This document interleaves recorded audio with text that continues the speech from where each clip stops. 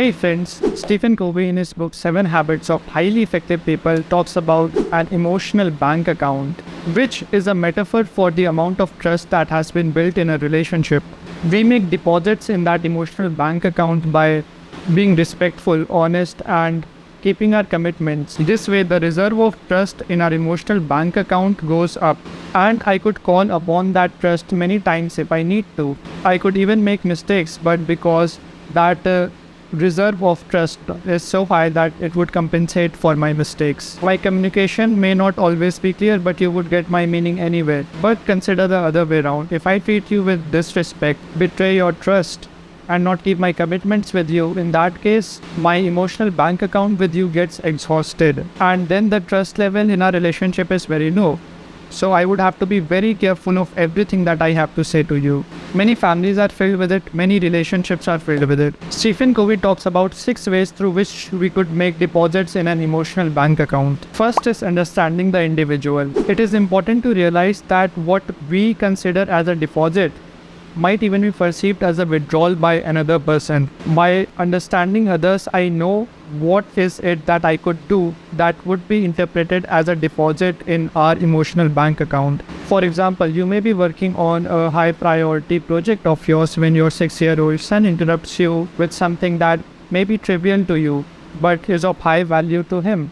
In that case, if we were to attend to him and place as much importance to that thing as he gives it, then that would constitute a major deposit in my emotional bank account with him. Now, I'm not sure how well this works with adults, because if I consider my own self, if my father were to spend time with me doing things that I enjoy, but I know that he does not enjoy those things, then at the back of my mind, I would not be very happy about it.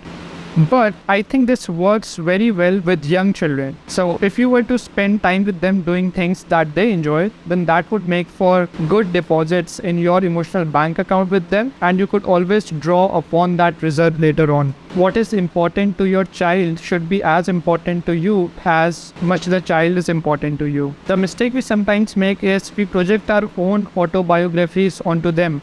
We think, oh, when I was his age, I wanted these things. He would probably need the same things as well. So we try to make deposits that are not perceived by them as deposits. We do not want to project our own life stories onto them. The second way to build a deposit in the emotional bank account is to attend to the little things. Relationship scientist Dr. John Gottman invited couples to a resort in which he filmed their everyday conversations for a week. And 6 years later, he followed up with those couples and divided them into 2 groups: the masters and the disasters. Masters were those who were still happily married, and the disasters were those who had either divorced or were still married but were unhappy in their relationship. Gottman studied the tapes of these 2 different types of couples to find out the differences in the content of their conversation. And he found out that it was not about the intimacy of the conversation they were having. It was not even about whether the couples agreed or disagreed. The difference was that the masters were responding to their partner's bids, whereas the disasters were not responding to their partner's bids. A bid is a request to connect with our partner. They could be verbal, non-verbal, they could be big or small.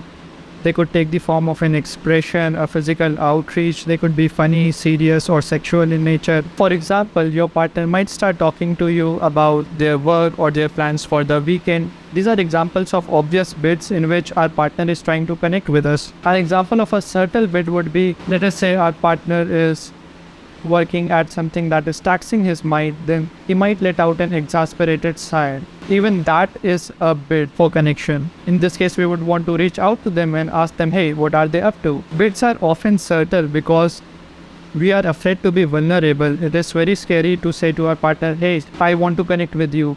Please pay attention to me. So instead, we ask a question or tell something from our own, or reach out and gently squeeze their hands, because we are hoping that we will receive connection in return. The lesson of this entire experiment is that it is not a grand gesture that please our partner, but it is often very tiny things performed on a consistent basis, like responding to bits of our partner that makes our relationship great. Next is keeping commitments. When we fulfill our commitments with another person, we make a deposit in our emotional bank account. Whereas when we break a commitment, then that constitutes a withdrawal from my emotional bank account with him. So we should be making commitments rarely and only when we are sure that we would follow through them. When I was a child, I often used to be pissed at my father because he used to say that he would be on time to take me out for my friend's birthday party, but he rarely was. By the way, I am super grateful to you for all the things you do for me. But the lesson is that we should be making commitments only when we are 100% sure that I'm gonna follow through with this. Because young children, particularly me, would often mind these certain small things. Next is clarifying expectations. One partner might expect the other partner to take care of certain household chores, but because he has never explicitly communicated these expectations, so when the other partner fails to meet these expectations, they would feel frustrated and anger. When I was a young child, I used to expect my father to come home early from work and play with me, but I never explicitly communicated this expectation. So when he didn't do that, I felt frustrated. But this was my mistake, that I was not making a deposit in my emotional bank account with him by not clarifying my expectations with him. Next is showing personal integrity. We should avoid gossiping. We should dare not talk about things behind people's back that we dare say in front of them. Suppose I were to tell you something that someone else told me in confidence, and I were to tell you, hey, I should not be telling you this thing, but because you are my friend, be wary of these people, because if I could spill away someone's secret to you, then I might do the same with you later on. We should not try to build our trust with someone by betraying some other person's trust. Next is apologizing sincerely when we make a withdrawal from the emotional bank account. Hey, I'm sorry for being disrespectful the other day. Hey, I'm sorry for not following through my commitments. So those were the 6 ways through which you could make deposits in an emotional bank account with someone. Sometimes there are automatic withdrawals from our emotional bank account even when we are not aware about it. This is particularly true with teenage children.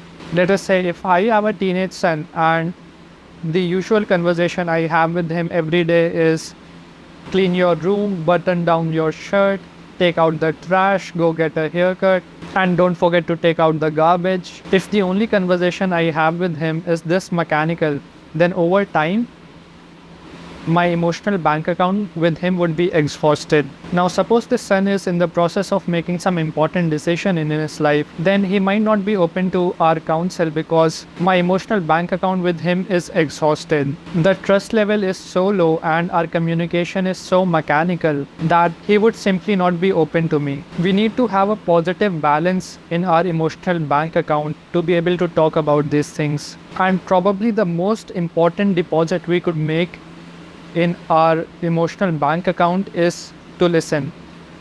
To listen another person without judging them. We do not want to read our own autobiography and project it onto them. We would want to be seeing the world from their perspective. Empathize with them by thinking what it is like to be in their position. Think about what make them think so.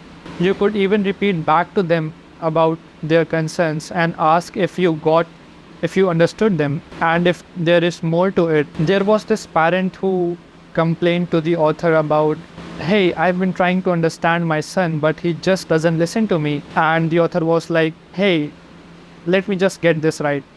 You fail to understand your son because he does not listen to you. And like, that sounds so funny because to understand someone, you need to first listen to them.